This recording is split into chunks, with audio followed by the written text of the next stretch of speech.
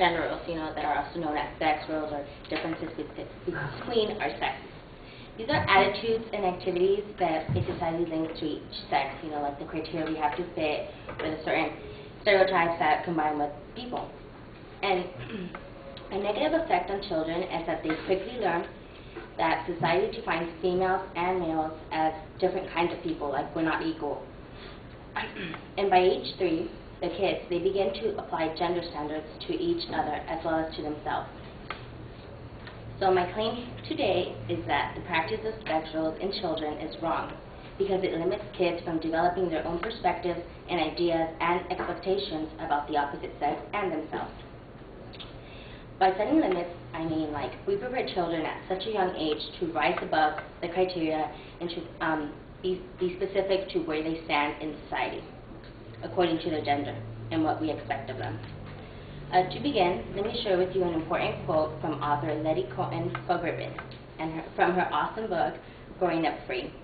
By instructing the child to act like a girl or act like a boy, the cult of sex differences says conform, pretend, or act. It does not say be your best self.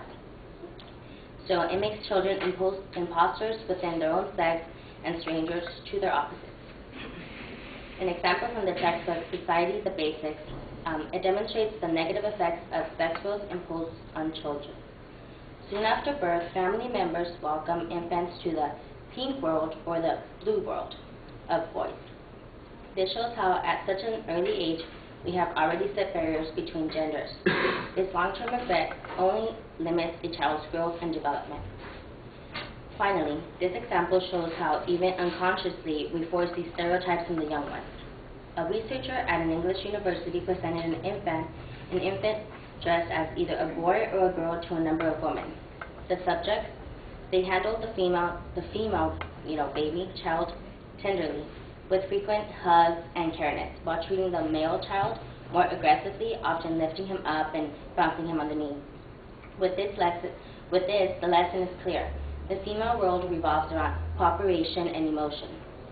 And as for the male world, it puts a premium on independence and action, more like go for it and fight, And in conclusion, the practice of sex differences hurts children and deprives them from being their best.